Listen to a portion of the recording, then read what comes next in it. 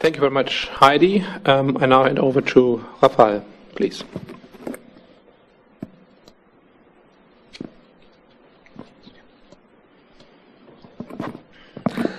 Thank you. It's a pleasure to be here. I want to tell you something about Poland. Poland is an interesting case study of paradoxes. Poland was once the most multicultural, most diverse, culturally, ethnically, religiously country, society in the whole of Europe. In fact, for hundreds of centuries, it was the most diverse country of the continent. Today, paradoxically, in contrast, it is the most homogeneous country in the whole of Europe, the most mono-ethnic, mono-religious, Roman Catholic. The percentage of minorities is actually the smallest among all of the European countries. That is one important paradox of Polish history. Of course,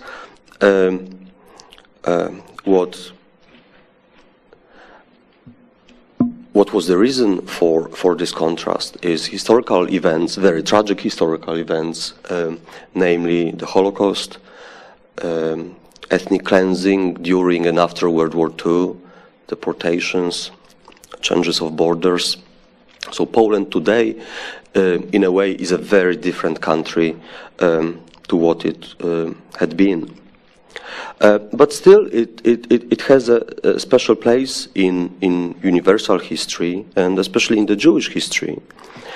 One other reason for the rather special place of Poland in universal history is the solidarity movement that rose in the 1980s. I don't know how many of you could actually give the number of members of Solidarity at its peak in 1981. Anybody? Somebody said 1 million, that's a very big number. It was actually 10 million. 10 million members of a trade union that was simultaneously a human rights movement in a country of 38 million people. So that makes it one of the biggest human rights movements, or one of the biggest social movements in all of human history. Led by Lech Wałęsa, who later received the Nobel Peace Prize as a symbol of the movement. Since 1989, Poland has often been referred to as a model of democratic transformation, as a model of transition to market economy, as a model of the construction of a constitutional democracy, a model that was showcased as an example to other nations in the region of Eastern Europe and beyond. I actually attended a meeting in the Polish President's Palace in 2011 when this person praised Poland for all those achievements and for good reasons. And something very dramatic has happened more recently. A very dramatic turn of events since 2015, or to be more precisely, since the autumn of 2015, when we had the presidential election, later the parliamentary election. A very sharp change of political direction took place in Poland. A new government of the currently ruling party, Law and Justice, has taken a turn in a very different direction, in a direction of authoritarianism, in the direction of nationalist populism. This radical turn happened in large measure in connection with the European refugee crisis.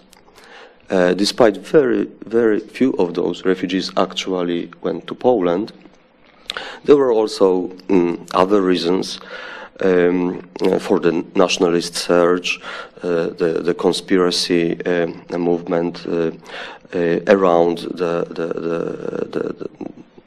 tragic air crash in Smolensk in 2010 that killed the then Polish president and many other people. There were many other reasons for this rapid political change in Poland in 2015, but the change has been very profound, going beyond the usual change of political colors of a certain government. What we have witnessed since then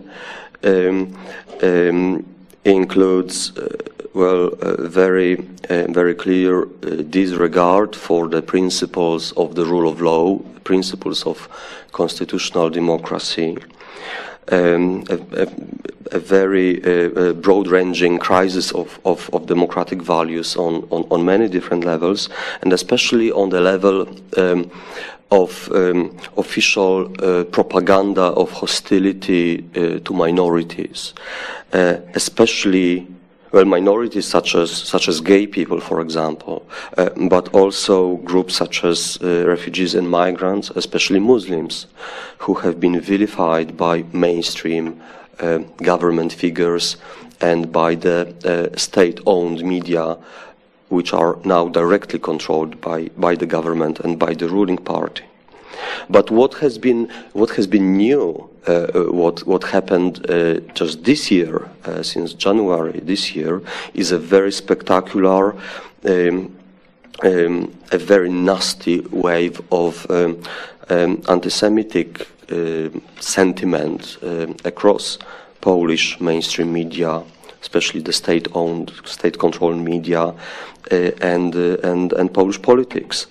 In January this year, on the eve of the day of the liberation of Auschwitz, so the International Holocaust Remembrance Day, a piece of legislation was passed by Polish Parliament that prohibits criticism of Polish responsibility or co-responsibility for the crimes of the Nazi Reich, or any other crimes against humanity, war crimes, or crimes against peace. This wording of this particular piece of legislation is very problematic, and it basically amounts to an imposition of an ethno-nationalist history narrative, which of course has serious implications for the freedom of speech. But what I think has been way more problematic, even more dangerous than this particular law, is the kind of discourse that accompanies it. Like I said, across Polish media and politics, a discourse that invokes anti-Semitic prejudice and anti-Semitic stereotypes on a scale that is unprecedented in recent decades in modern Europe.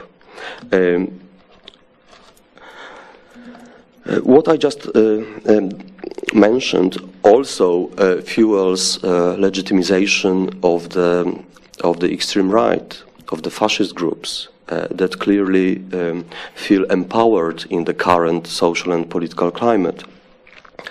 And there is no better illustration of that tendency than the annual marches of the far right organized on the Polish Independence Day on the 11th of November in the last years. You may have heard about those marches, especially the one last November, which brought together around 60,000 participants. It is organized by the ONR, the National Radical Camp, which is a group that has the same name as the original fascist group created in Poland, founded in 1934. So the continuity of the fascist tradition is very clear in this case. But by now it is much more than just a Polish event. In fact, members of extreme groups from other countries also attended, from all over Europe and beyond. You may be interested to learn that an American activist, well known here, I suppose, Richard Spencer, was planning on going to this event in Poland. He didn't go eventually, but the very intention was significant. It was not accidental. I had the pleasure to discuss this with the mayor of Charlottesville earlier this year, and we compared our marches. And well, he said, "Well, we have this big problem because we had a far-right march with several thousand people," and I said, "We had 60,000." So we have a slightly bigger problem, but obviously there are similarities between those marches if you watch the available footage, and I believe there is actually some inspiration between extremists on both sides of the ocean, including Poland. Okay, to cut a longer story short, what I think the Polish experience tells us is that democratic culture cannot be taken for granted. It is something that has to be sustained and something that requires effort, daily effort. But I also want to mention that the fight is not over. I don't believe it is completely lost yet in our case, and I think the activity of our organization, Never Again, is one example of this ongoing fight. Activity in the field of education, including informal education, and I just wanted to mention one initiative of which I am especially proud. It is our participation for more than 20 years now in a big music festival on the Polish-German border that is known as Polish Woodstock. And every year we are there interacting with young people, and each year there is around 500,000 people. It is actually the biggest festival in Europe. We organize an anti-racism soccer tournament, and there is a lot of positive energy in Poland still that has to be mentioned. If you happen to be in Europe in the last days of July, you are very welcome to join us for the Woodstock festival. Solidarity, I mentioned it in the context of the movement of the trade union that was started in the 80s. But I want to mention solidarity with a small s. I think today it is a value that is sometimes forgotten, that is especially precious in such challenging times. Thank you. Thank you very much indeed, Rafał. Thank you. Rafał, in Poland there are also civil society reactions, and you already mentioned some of them. However, civil society is very much under pressure, particularly right now, under the right-wing government. So how do you see the possibilities in Poland with regard to my question? Well, right, that is a difficult one. I wish I knew the answer. I mean, we are definitely thinking about it. What would be the perfect answer to this situation? I don't think anybody has found the perfect answer yet. But yes, Poland does have a civil society in a broad sense of the term. And I think, in a way, the solution is to be found just there. And I think, whether or not you accept the Gramsci theory of cultural hegemony, I think in a way the solution is really to be found in the field of culture. And I'm talking about the long-term solutions that go beyond electoral cycles. Unfortunately, today we are very much on the defensive, and I admit it, and not just because of what the currently ruling party does in government, but I am afraid the problem is also much deeper. And to give you an example, the ONR, the extreme right fascist group I mentioned already, that organizes the 11th of November marches, it is especially popular among the young people, which is probably one of the single biggest challenges we are facing. There is an opinion poll with some shocking results conducted by a respected polling organization that asked people, do you support organizations, groups such as the ONR? And the highest support for those groups was among respondents aged between 18 and 24, and it was 38%. Not the majority, but a very significant minority, almost 40%, which means that the challenge will be with us for many years, probably decades to come. But again, I think especially in that context, it means that we need to look for longer-term solutions in those contexts where socialization happens, and it has repercussions for years and decades.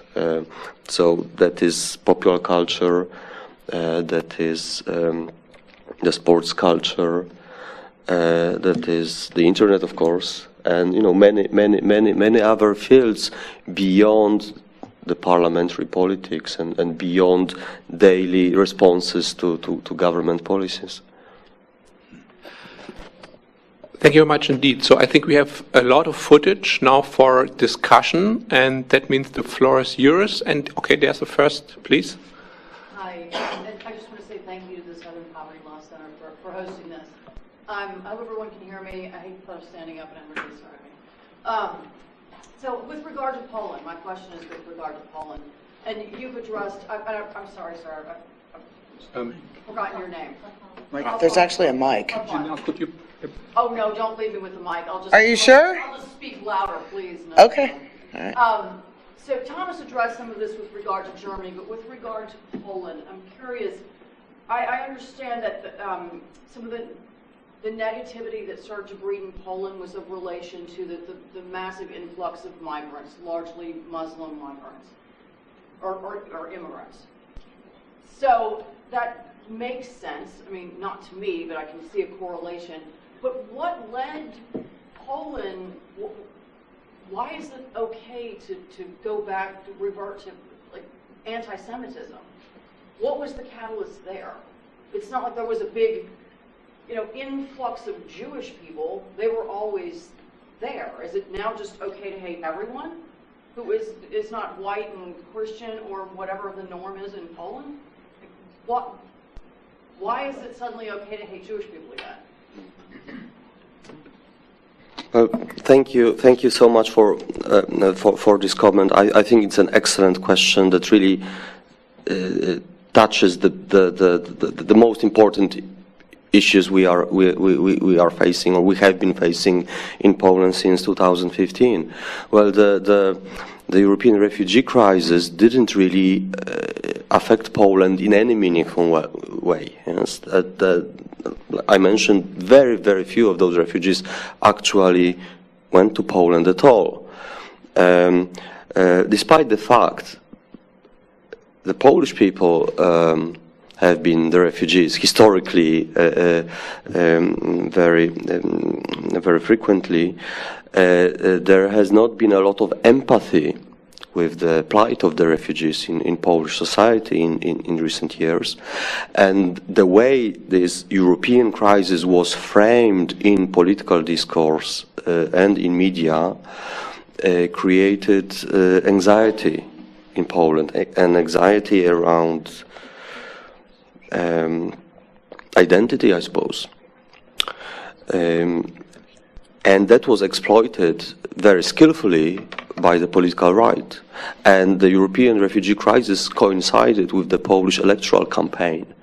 And despite not being in any direct way connected to the Polish situation, it actually became one of the main topics of the campaign, framed through xenophobic discourse. So you don't really need a big group of Muslims in order for the Islamophobic propaganda to be successful. That is an example.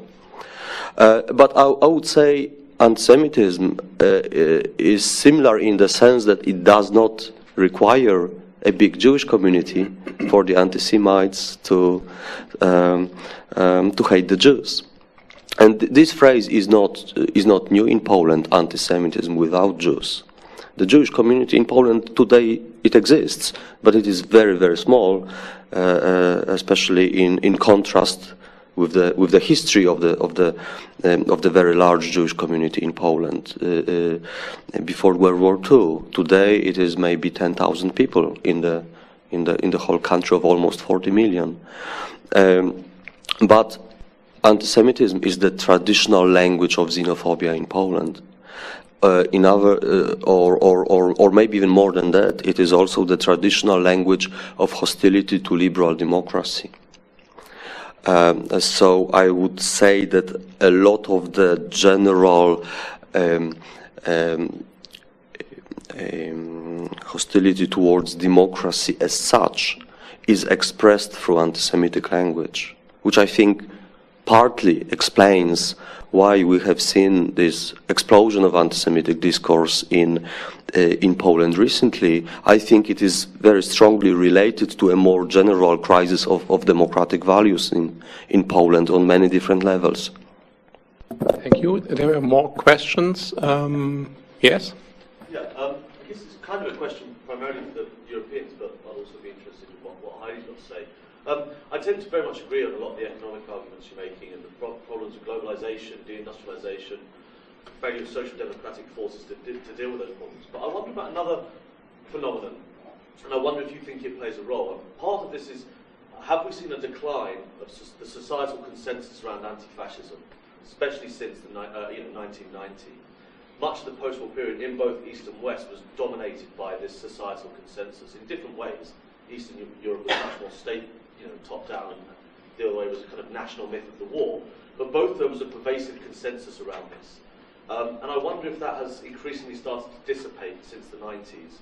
And our collective memory as societies is much more now based around post 9/11 world, the wars, the series of terrorist attacks that have since come through that.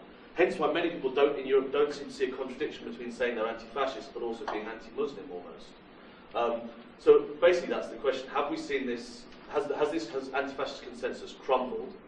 And is this why when you're saying young people are engaged in this is the historicisation of the war, the historicisation of the Holocaust, the historicisation of the anti-Nazi struggle has all dissipated in that sense, and now that's why anti-Muslim struggle has become much more mainstream. Thank you, Joe, for this question. Who likes to answer? Rafał? Well, actually what two of you just said about the socio-economic background to the crisis of democracy, I think that was very true 10, 15 years ago. But I think for the Polish situation today, something else is actually at play. And I think it is actually more important today for us to look at the anxiety around ideology and identity than the socio-economic aspects. Why? Because, well, paradoxically, for the last 10 years, Poland has been doing well economically, surprisingly. It was actually the only country in the whole of Europe that didn't have a recession for all those years. Even during the global crisis, Poland was, well, you might say, was relatively lucky But I don't believe it is the economic hardship that is directly at the root of the crisis of democratic values, especially among the young people today. But I definitely agree with your remark about the changing perception of history and the collapse of what you might call the anti-fascist consensus. And this is something that is very topical for Poland, for Poland today. And just this year, almost all of the political debate is around history. And World War II, and what happened during the war, and immediately after the war, and who was right, who was wrong. And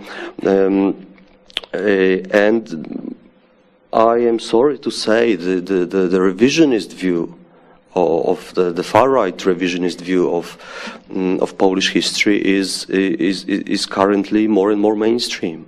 It is sanctioned by the Institute of National Memory, which is a state-sponsored institution that we also referred to as the Ministry of Truth. But it is presiding over this revision of history on the official level. And monuments are removed to the anti-Nazi resistance in Poland this year.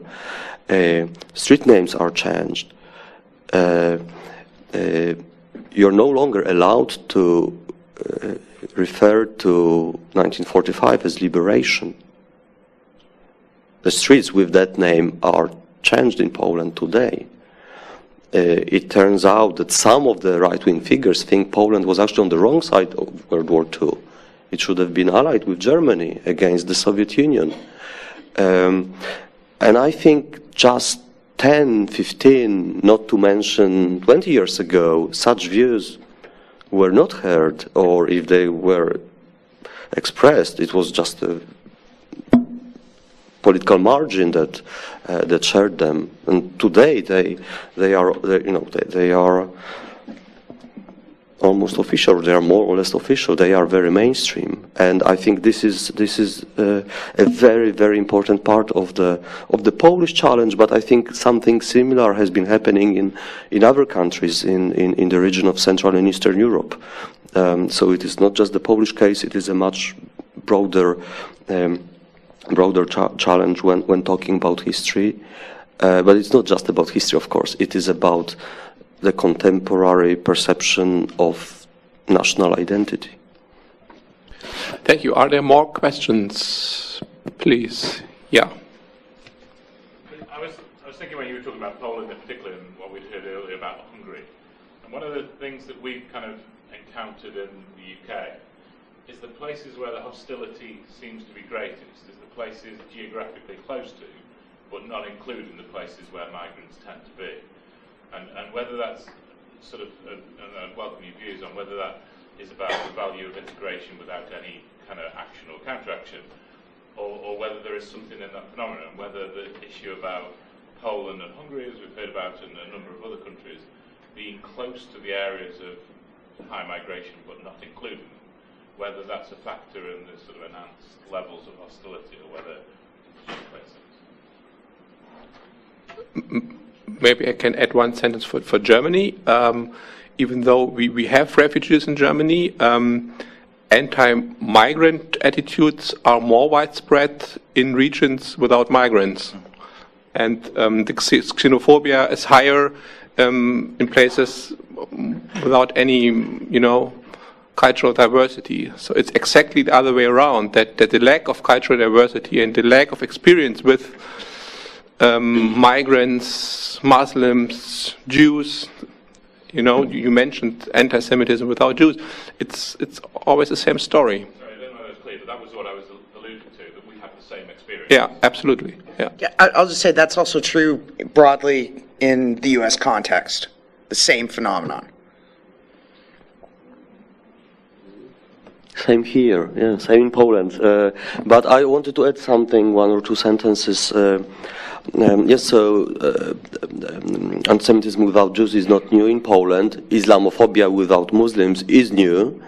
In a way, it is probably easier to hate a group that you don't know, or never had contact with. You only have the stereotype. On the other hand, I am afraid having contact with a diverse society is not automatically a recipe. And this is what we have seen in the case of the Polish community in the UK, for example. And you might think that people who come from Poland as a mono-ethnic country, who are confronted with multicultural society, they open up and they become more open-minded, more tolerant. That is, I'm afraid, not the case. And we have a mountain of evidence from the last couple of years from the UK, from the Polish community, including people who go back to Poland, who actually become more xenophobic or intolerant or, in fact, racist than before. And apparently the confrontation with a multicultural society in those cases activates some prejudice that they probably had previously, but they never really thought about that. And suddenly they were confronted with a situation that was challenging, that was confusing, and they could make sense of it through activating stereotypes. And thinking about their environment in a stereotypical or racist terms. They go back to Poland and they say, well, we must defend Poland from becoming multicultural like Britain. And that is an argument that is heard a lot, which is sad, really. But I think it all depends on what is the context of the intercultural interaction and how that is framed and facilitated, because intercultural contact in itself does not guarantee a more tolerant society, it seems. Any more questions or remarks from your side? If this is not the case, I would maybe like to address a final question to Rafał that we actually discussed quite recently in Munich with regard to Hungary. I mean, Poland as a country with a right-wing government significantly violating democratic principles and values. In this situation, what do you expect from the European Union? Or in other words, do you expect the European Union to react with more pressure in this situation? And do you think that more pressure would help to improve the situation, and also would more pressure help the civil society in Poland? Hey, well, I spoke at the Global Forum on Combating Anti-Semitism in Jerusalem, and there was a Polish official in the audience who really didn't like what I said, and I became the subject of a national discussion as a traitor of my country. I don't know whether there is somebody from the Polish embassy here hiding under the table, and the situation will be repeated. No, but seriously, no. I think it was Andrei Sakharov, the famous Soviet dissident, who once said, I think very wisely, my country needs support, but it also needs pressure, and I think this is a motto that really makes a lot of sense in the case of a serious challenge to democracy that we are experiencing in countries such as Poland, Hungary, and others. What form this positive pressure takes is another matter, but I think this value I referred to previously, solidarity is very important, meaning international solidarity with the progressive forces in each of those countries. And personally, I think I really felt this sense of desperation since January this year, when this wave of anti-Semitism happened, and the feeling of helplessness is terrible, and I think it can only be overcome through international solidarity. And I want to thank you for this solidarity. It is very, very important, more important than ever, I think. Yeah, thank you. And international solidarity is also a basic value of the Friedrich Ebert Foundation, by the way, and I'm sure also of the Southern Poverty Law Center.